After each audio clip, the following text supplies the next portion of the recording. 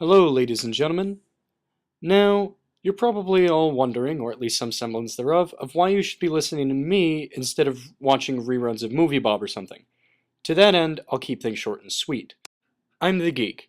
I came into existence around the time that the NES was closing and the SNES was coming to existence. Thus, the SNES is still to this day one of my all-time favorite consoles. Now, of course, got the N64 once it came out as well. However, I also got a taste of a newcomer with the Sony PlayStation. Unfortunately, I was too young at the time to really be able to play some of the PlayStation's greatest games like Resident Evil or Tomb Raider. However, Sony got my attention once they released the PlayStation 2, which still to this day is one of my most beloved consoles, and it was the first console that I played an M-rated game on, SOCOM US Navy SEALs. Another terrific game. That's not to say I left Nintendo in the dust, however. Once the GameCube came out, of course I embraced it, and it brought with it such classic games as Zelda the Wind Waker, one of the best Zelda games ever, and Super Mario Sunshine. So currently I own a PlayStation 3, which I love, kind of, an Xbox 360, which I sorta use, a Wii, which I love to death, my brother has a DS that I borrow/steal from him quite frequently, a PSP that I sorta kinda use, and an iPhone, which is kind of a game platform if you look at it that way. So I own every currently relevant game platform. So why exactly should you listen to me? Well, I'm part of a dangerous minority called the well-rounded gamer. Mine is a nearly extinct people, so you're probably asking yourself, quite rightly, why have I come to you today? So I've come to you today bearing the question, what do you think that we, gamers, are doing to the medium by continually reassociating ourselves as jock gamers or retro gamers and the such? Well, arresting the development of our medium for one, thanks to two largely marketable groups, Jockish 360 users and Nintendo retro fans. Please leave your hate mail until after the show. Look, I love plowing through the latest first-person shooter from whoever, just as much as I love playing a retro title like New Super Mario Bros. Wii with the fam.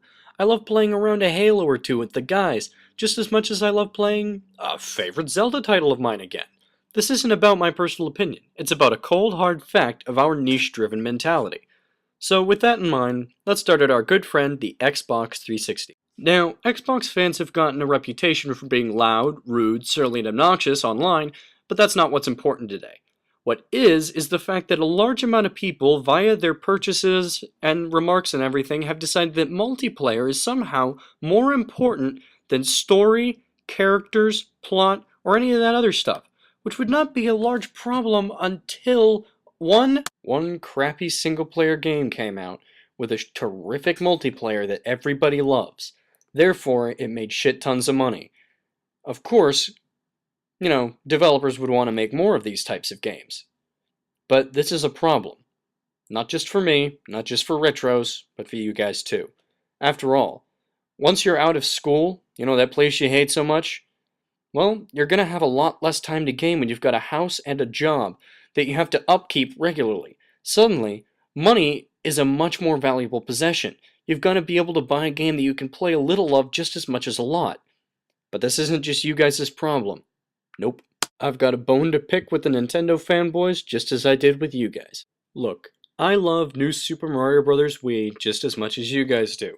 It's a terrific family game, it's got a lot of good multiplayer, and I love the fact that they're going retro on us. But I'm here to talk to you about something different. It's summarized in a little phrase I like to say, embrace the new stuff/directions your company takes. Was Twilight Princess a good game? Yeah, sorta.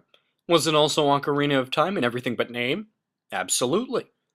Was Wind Waker a much better and much more original game? Hell yeah. Was it a better critical and fan success? No. Not really. It was kind of a critical letdown. But let's take a look at a newer IP, like, was Mad World a good game? No, it was not at all.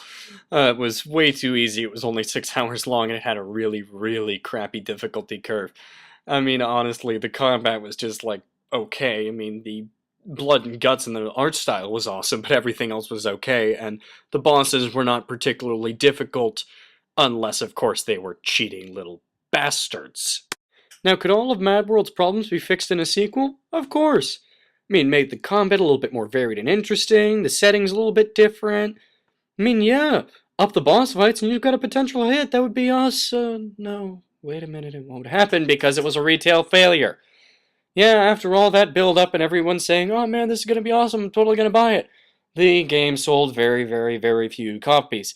So it won't happen because Sega has now realized that a crappy third-party action game is not really in right now. Now, I'm not saying that everyone should go out and buy Too Human or something. God, no. I mean, I have to psychologically recover from playing a bit of it at a friend's house. But, Nintendo players who love River City Ransom? Hey, ever thought what it would be like if the formula was perfected? Anyone who likes Braid? Well, have you ever wondered what it'd be like if it was 3D and in Persia? People who like that game Shadow Complex. You ever wondered what game it's shamelessly ripping off? And that's just a couple. Hey, anyone see this game lying around the bargain bin at your local games retailer? Buy it. It's got over 40 different games, a bunch of different gameplay styles, and you know what? Familiarizing yourself with all these different gameplay styles can only help your gaming. And it would just be so nice if when those 360 fans who sit around and criticize Nintendo, if their arguments were better than Nintendo is gay. See you next time.